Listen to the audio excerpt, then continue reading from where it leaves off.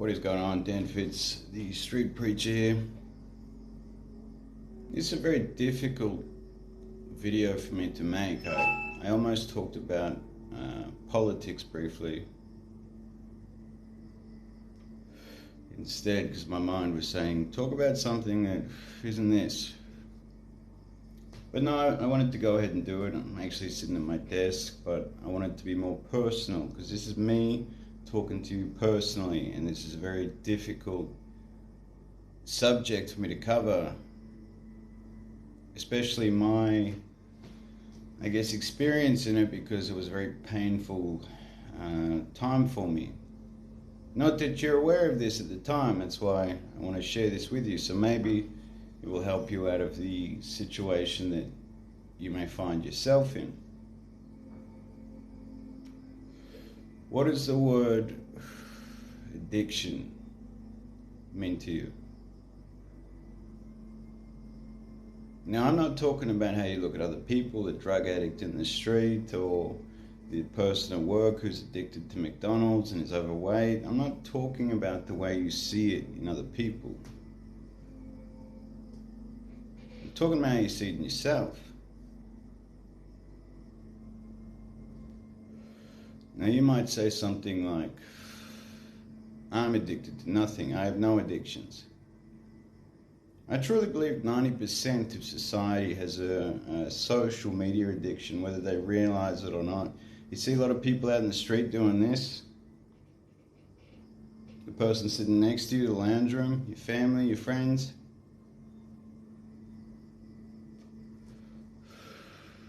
Now, it's not the worst addiction in the world. Or is it? It's free. But you lose your focus, you lose your time. Now, if you had 1 year to live, 1 week to live, would you spend it staring at your phone? Probably not. If you had 1 day to spend with the person you loved the most, 1 day, would you even take your phone with you? Maybe to take photos. Post them on social media. Last day together. Could be dying tomorrow.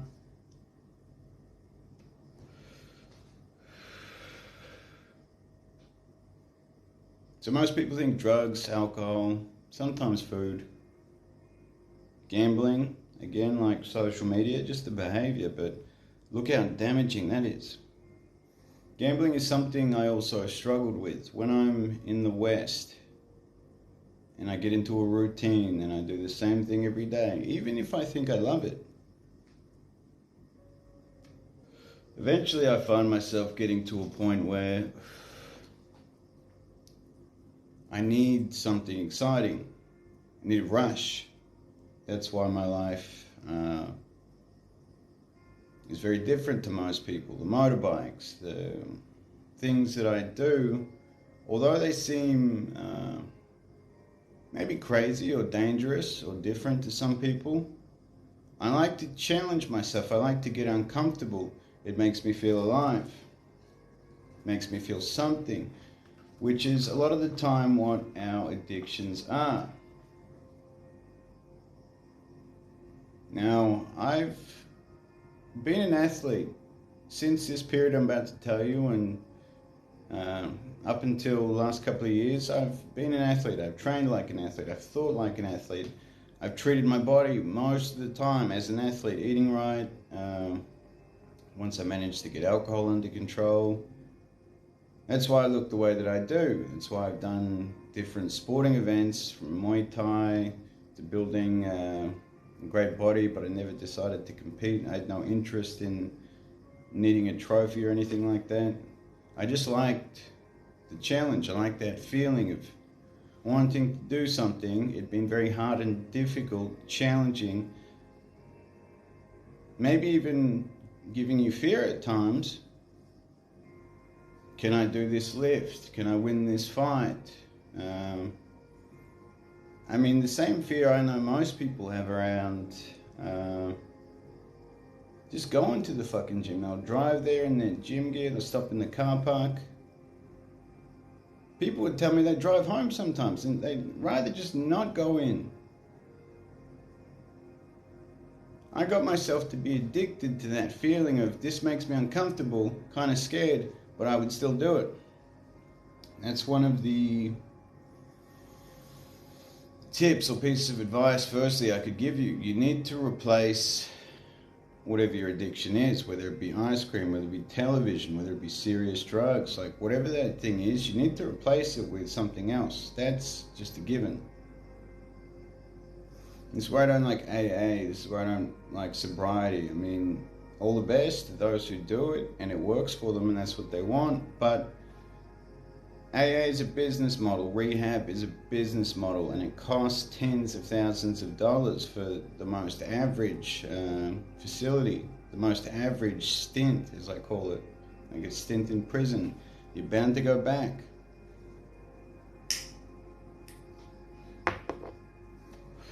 Because I saw this firsthand with one of my clients, who was a friend also. His time with me was probably the most sober or in control he'd ever been. Now, I'm not saying he never drank or did drugs or smoked cigarettes or ate sugary food. I mean, I'm not saying sobriety in that sense. I'm just saying control. Because the same way I learned this with myself, I do this with my clients. It's not the substance. I mean, don't get me wrong. If you take ecstasy, you're going to find yourself dancing in nightclubs. If you drink yourself stupid, you're going to find yourself sitting in bars and strip clubs. If you start eating ice cream every night in front of the television because your life sucks and it takes the pain away, you're going to find yourself overweight and relatively addicted to sugar. It's quite... it releases the same serotonin and dopamine as cocaine gambling does. But you look at it, you're like, it's just ice cream. What could this possibly do to me? Diabetes, overweight, unhappy, depression. A lot of people kill themselves from depression. A lot of people die from diabetes. A lot of people have paid me hundreds of thousands of dollars over the year to get their ass in shape because they were so unhappy, they couldn't find a partner, and they hated what they saw in the mirror. Any addiction can be very damaging. That's why I don't look at them with so much stigma attached to each one. Some are much more destructive than others. Some are much more powerful than others. Some don't seem so serious. But it's the outcome, it's the life, it's the person you have or become from this addiction that you need to be focused on. I mean, becoming addicted to fitness, becoming addicted to working out, becoming addicted to challenging myself. Now, people wouldn't look at that too harshly. But what happens when you push yourself too hard at work? I remember I was working with a lawyer, I was training him in the gym, and he said, Dan, I work out, I eat right, I drink a lot, I'm a lawyer, I'm stressed out. Do you think I should start taking sleeping pills? And I'm not talking about some herbal stuff. I'm talking about something like Valium. And in Australia, you need a prescription for that. And having been hooked on sleeping pills at one stage myself, not because I was addicted to sleep, but my life too had become that stressful that I just wanted to sleep. But because I'd become so reliant on, I'm going to go to sleep at this time, I don't want to be awake, I don't want to lay there for 30 minutes. If you've ever had insomnia, where it takes you 4 or 5 hours to get to sleep if you're lucky, it's not a pleasant feeling. But neither is being reliant on a sleeping pill to go to sleep. You feel groggy, it increases your appetite, so you can find yourself eating more food at night. And not to mention, I mean, it's not good for your health. These things go through the liver, they go through the bloodstream, they go through the brain, everything. From sugar to a sleeping pill to alcohol, to the more serious stuff. And sooner or later, it's going to take its toll in one way or another. So I've talked about what I think and believe addictions are. I've talked about what I would suggest doing. So just anything else, something else. Now, this is a very unorthodox view, a very controversial view maybe, but from seeing it firsthand myself, going back to my client who he decided where he was at wasn't enough. So he thought, if I can't do this slow and painful work on myself, how do I just be sober? Stint in rehab. Now, don't get me wrong, you do some work on yourself, but nothing truly replaces time. The same way if you did a 12-week challenge at the gym and yeah, you lost 10 kilos and you feel great, but that's never going to beat 12 years. Committing hard out, everything you got, for no real reason or no real inspiration, but you don't want to be like that, i.e. fat, on drugs, whatever. Sure, you'll go hard for 12 weeks. And then they give you a coin 1 day, 2 days, 30 days, 6 months. It's how many days until you fuck up again? I mean, do you count the days of your life? 532 days until I die. I've been alive 20,500 days. I mean, I don't know. It's ridiculous. Instead of focusing on, I've been this for X amount of days, no one gives a shit. Same way most people don't give a shit if you're addicted, most people don't give a shit if you're sober. There's two things that you need to focus on to not be addicted, to not have Zen-like control of your body, because trust me, it's not many people. And two, are they living a life that they even enjoy? First thing is a goal. Now, I'm not saying lose 5 kilos, make $10,000, be better. I mean, those are all pretty good things. But really sit down and think. Like, who is it that you want to be? What is it that you want to do for you? That might sound selfish, but here's the fucking thing. Once you work out what that thing is, the person who shows up to do that is a better dad, a better man, a better friend, a better partner.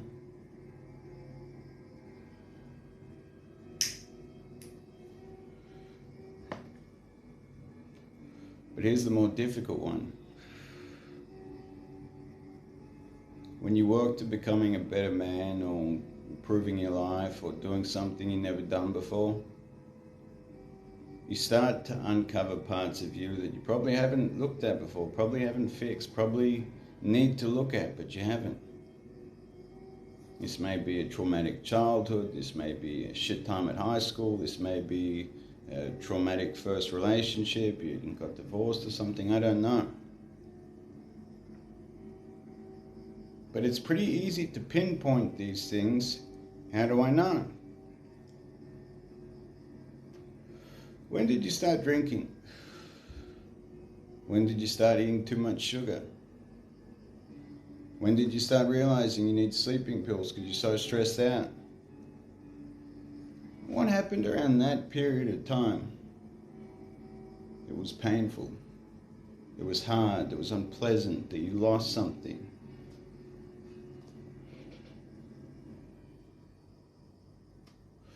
And as much as we don't want to think about these things, as much as we don't want to talk about these things, out loud especially, and typical response from men, I'm fine, nothing, I'm afraid of nothing, I can do anything, just man up. Why don't we talk about that specific period in time where your wife left you, started drinking, and you still are? That's a conversation I had with me and you, that's a conversation you have with the community. Maybe you and God, I don't know. I'm not telling you to change. I'm not telling you need to be a better person. I'm not telling you to stop smoking, start smoking, stop drinking. Go out on the weekend and drink, otherwise you're a pussy. I'm not saying anything like that. I'm saying if you're hiding something from your partner because they'd leave you or they'd judge you or they wouldn't like it, probably something you need to look at there. If you're short of funds and you know a quarter or maybe even half of what you own is going on this certain thing, the chance is a problem. If you can't go a day, a week, a month without this certain thing, for whatever reason, maybe something worth looking at. If you don't want to talk to people, start by writing it down. If you don't want to talk to people, maybe write something in a private message or an email so it doesn't have to be spoken word. Or what I did when it came to drinking, people told me I had a problem. The things that I lost from relationships, jobs, moments in time, special moments that I can't get back, the amount of flights I would fucking miss.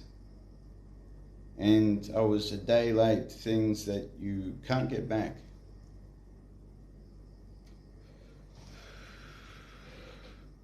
I remember I was at my sister's graduation, 2015. I stopped drinking, got my life together, flew back to Australia, and I got to be there and watch her graduate. But the 10 years before that, so many things that I missed.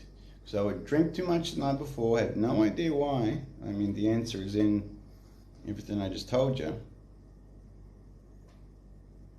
Miss the event. Feel like shit because I'm hungover. Feel like shit because I missed the event. And that self-fulfilling cycle, instead of fixing the very thing that started me on having a drinking issue, I was down drinking more because I felt bad about where I was at now or what I had just done. And it's only when you stop that feedback loop and say, yeah, fuck, I want to change this. What am I working towards and why? Truly, something that fucking inspires you. I know that word sounds cliche, but I mean, what excites you? Apart from seeing a new movie or going out on the Friday night. Like, what excites you? Do you even know? That's why we like television. That's why we like movies. We watch other people's lives because like ours is just like that fucked. Not me. And the second thing is using that timeline, using that reference point. I started doing this then. What happened there? Okay, cool. Let's look at that.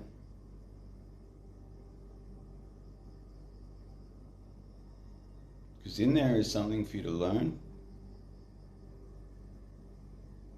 And therefore, whatever this thing is, whether it's what you think is an innocent dessert every night to treating yourself to 6 beers after work every day, whatever you think this thing is, good or bad. Or maybe you're trying to help someone else. At first, you need to understand everything that I just said before you say to someone, hey, just stop this. There's a good chance that they probably know.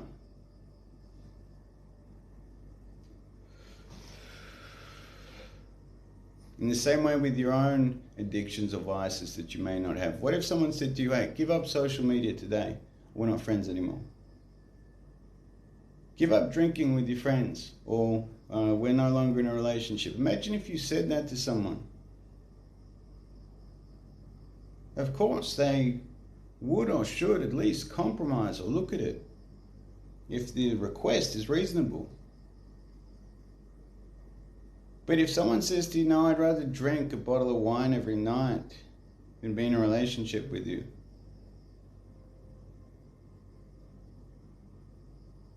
Now, it's a good chance that person probably doesn't love you, but there's also the chance of this.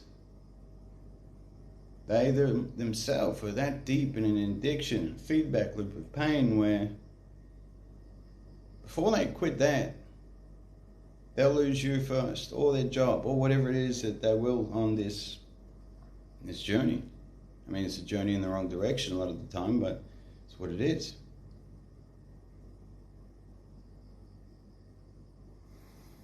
So that's my very unorthodox, controversial view on addiction, and also, I guess, depression and pain. I mean, I can say it to you like this as well. There's been time after time after time when my clients have said to me, Dan, like, I'm not taking antidepressant medication anymore. Now, I'm not a doctor. And I never told them to stop taking antidepressant medication. Never told them to start taking it. Their doctor did.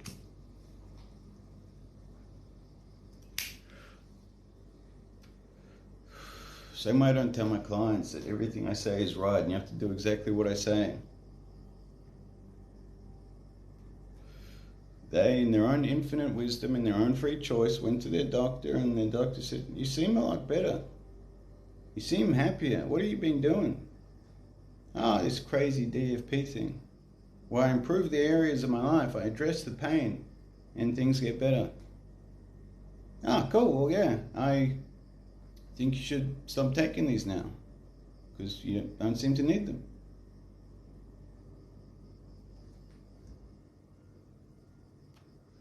Now, do you know too many people that get excited to sit down on a Friday evening off from work or whatever it is and open up their pack of antidepressant pills? There's too many people, you know, they're excited for that. That's the highlight of their week. More often than not, we start doing that because how they feel right now is so bad.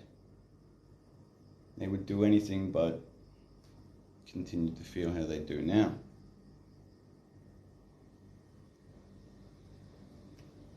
It doesn't have to be antidepressants. You can use anything.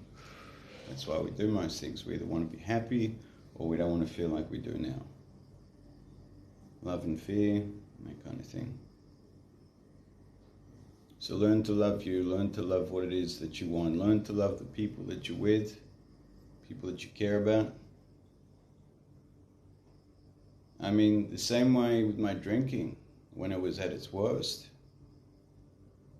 People would literally say to me, I'll leave if you don't stop drinking. And I didn't stop drinking, and they left. And I was destroyed.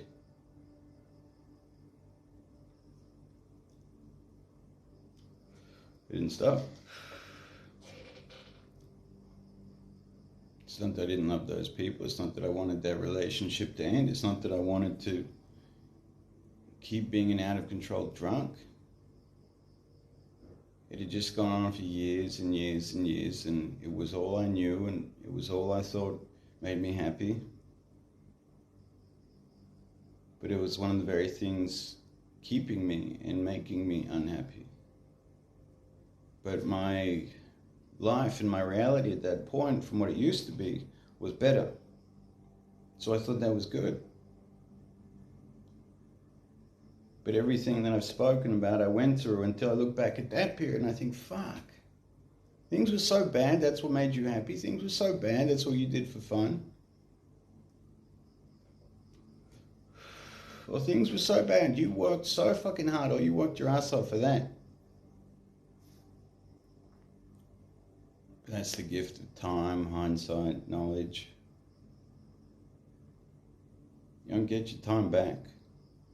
You don't get to redo things.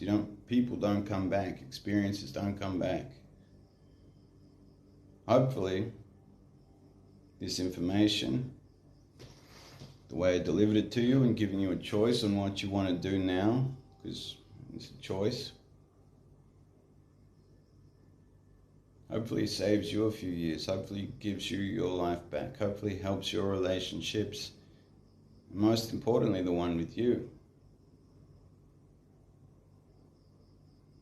So leave that with you. I'm Dan Fitz, Street Preacher. Godspeed. God bless.